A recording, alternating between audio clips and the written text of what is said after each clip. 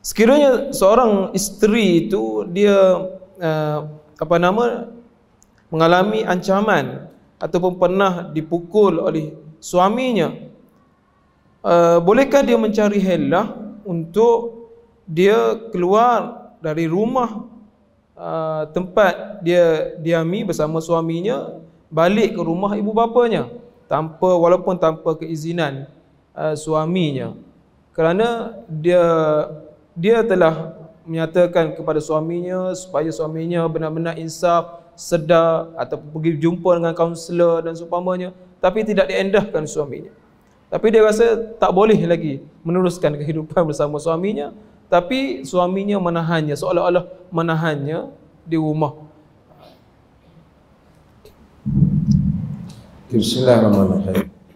Tuan-tuan dan perempuan, orang perempuan lah ni. Sebelum saya pergi ke situ, ada beberapa cara yang telah Islam ajar ataupun Islam sediakan untuk memisahkan perkahwinan. Perkahwinan di dalam Islam ni tak seperti yang disebut di dalam Kristian umpamanya forever, selama-lamanya. Walaupun itu sepatutnya lah, tetapi jika ada masalah, talak ataupun talak merupakan penyelesaian. Sebab itu adanya syariat talak. Kita talakkan isteri kita kerana mungkin sebahagian daripada talak itu memberikan kebaikan kepada kedua-dua belah pihak, maka ada syariat. Tapi perempuan mungkin kata, saya tak ada kuasa talak, dia yang ada kuasa talak, macam mana? Untuk perempuan ada banyak ruang yang lain. Antaranya dia boleh menuntut fasakh. Dia boleh menuntut juga kepada mahkamah untuk berlakunya khuluk. Dan peruntukan-peruntukan yang lain, yang mana untuk mengelakkan daripada rumah tangga menjadi suatu tempat yang membawa derita, bukan bahagia. Okey, balik pada soalan. Asalnya orang perempuan tak boleh keluar rumah suami dia, rumah baituz zawaj, rumah perkahwinan itu, melainkan dengan keizinan suami. Itu sepakat semua ulama.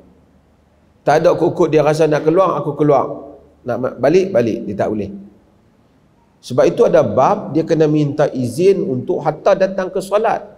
Nabi kita fa'zinu lahun, bagikan izin kepada mereka. Jadi Nabi suruh lelaki bagi izin, maksudnya kuasa izin tu ada pada suami. Dari riwayat Bukhari.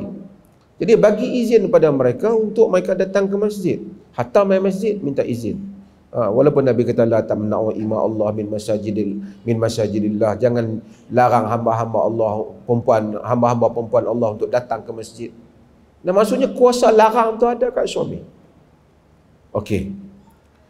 Sekarang kalau suami tak bagi dan tidak ada alasan yang kuat untuk keluar. Pasal apa Nabi dah janji dengan kawan nak pergi makan malam ni, suami kita tak usah. Dia tak boleh pergi. Cuma para ulama bincang kalau dia tak keluar boleh memberi mudarat dua. Satu mudarat pada diri dia, satu mudarat kepada orang luar. Saya bincang mudarat pada orang luar. Misalnya dia tahu anak perempuan dia dalam kesusahan, tak ada siapa boleh tolong. Mungkin dia kahwin ni dengan suami yang kedua, dia anak. Ataupun ibu dalam contoh fiqh yang klasik, ialah ibu bapa dia di rumah, tak ada siapa nak tengok mak dia. Suami tak bagi balik. Boleh ataupun tidak. Di dalam fiqh mazhab Syafi'i dia ketat, dia hampir macam tak boleh. Tapi dalam mazhab-mazhab yang lain seperti di dalam Hanafi, dalam Bahrul Ra'iq umpamanya, dia memberikan kelonggaran, dan inilah juga yang disebut oleh Abdul Karim Zaidan di dalam tulisannya, bahawa diberi ruang untuk dia balik untuk selesaikan itu. Mak dia tak ada siapa nak bagi minum ubat, dia balik bagi mak dia minum ubat. Kerana mudarat kalau dia tak balik kepada orang yang membesarkan dia, ibu bapa dia. Okey, sekarang kita cakap tentang orang mudarat pada diri dia sendiri. Suami dia mengancam dia. Tadi orang luar, mazhab Syafi'i ketat. Tapi sekarang ni dia rasa tak selamat. Suami dia sama ada pukul dia, ataupun mengancam anak-anak dia, ataupun meletakkan dia di tempat yang mana bahaya. Suami dia dah kerja keluar pergi merata, bubuh kat dia kat satu taman tu dia pun takut duduk.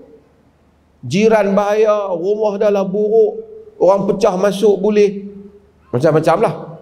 Yang dia rasa dia tak selamat, dia tak secure duduk di situ, ataupun anak dia tak selamat. Bolehkah dia meninggalkan rumah ni? Dalam fatwa Perlis lagi dia sebut, kalau isap rokok sampai dia daripada tak ada penyakit jantung, ada penyakit jantung, bolehkah dia meninggalkan rumah tu? Dia boleh meninggalkan rumah dia.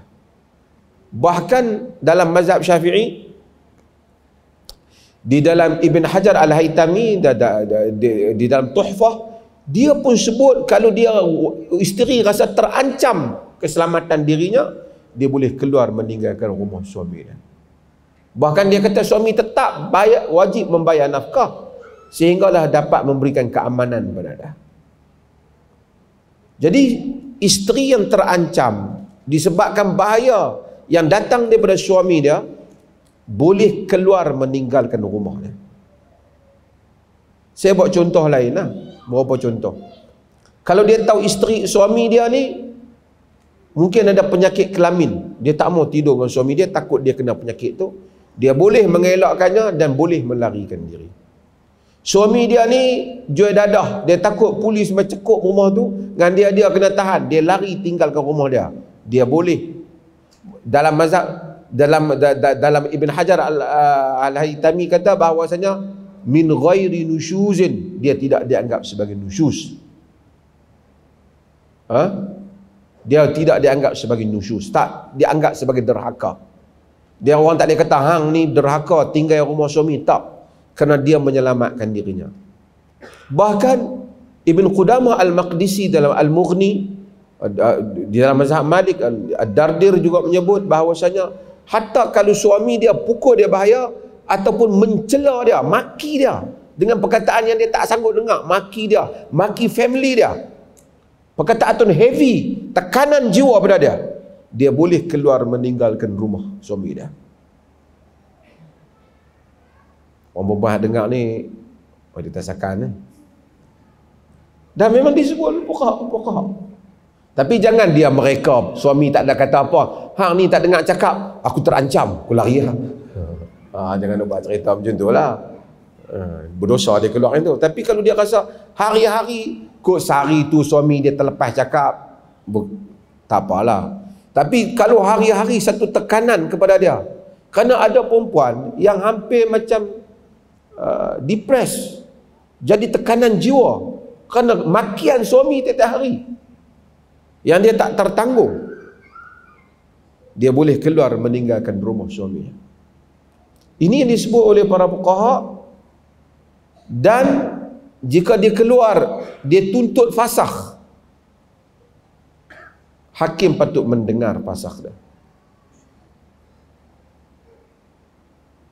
Bahkan dalam riwayat Sabit bin Qais, apabila isteri dia datang berjumpa dengan Nabi SAW, dia kata kepada Rasulullah, ya Rasulullah, Sabit la a'tibuhu fi dinihi wala fi khuluqihi, walakinnani akruhul kufra fil Islam.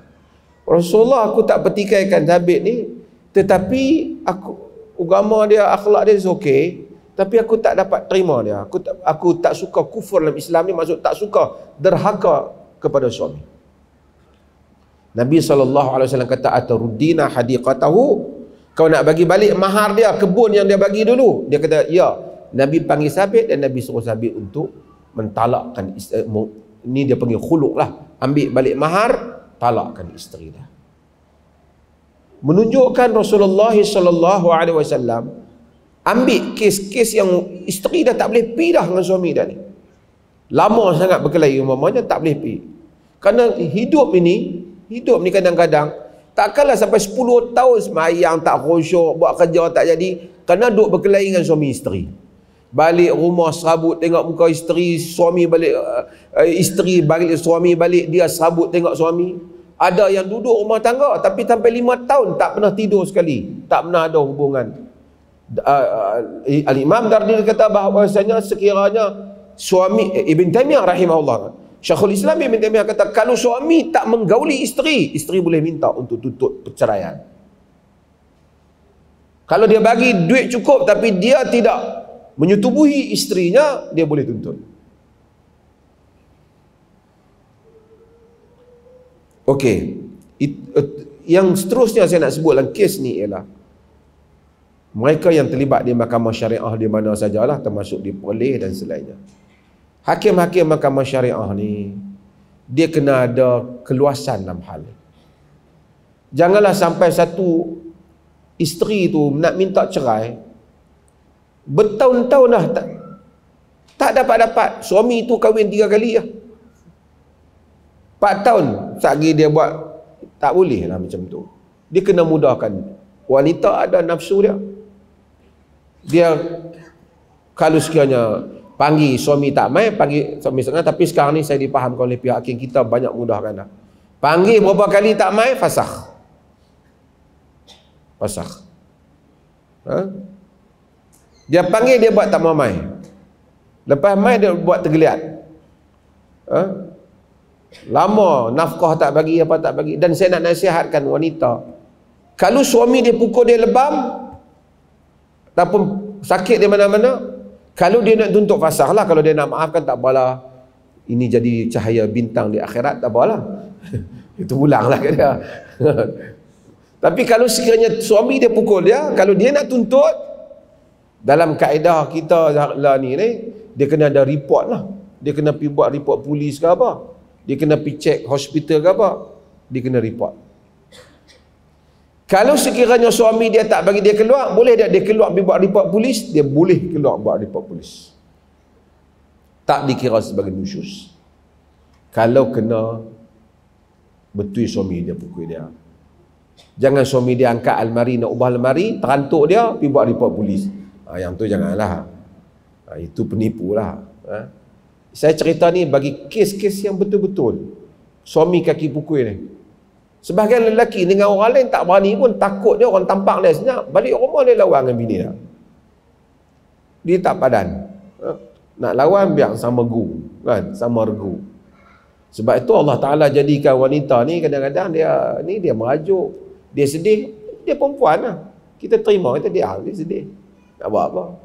Tapi kalau perempuan tu sama orang kita, abang tak puas hati, jom turun tanah kita tumbuk, kacau kita. Sebab tu dia jadi macam tu kan. Abang tak puas hati, jom kan. Isteri kita silat lah, kita tak ada apa. Sebab tu wanita bukan tempat orang pukul ya. Kalau kisah Wallahu ta'ala.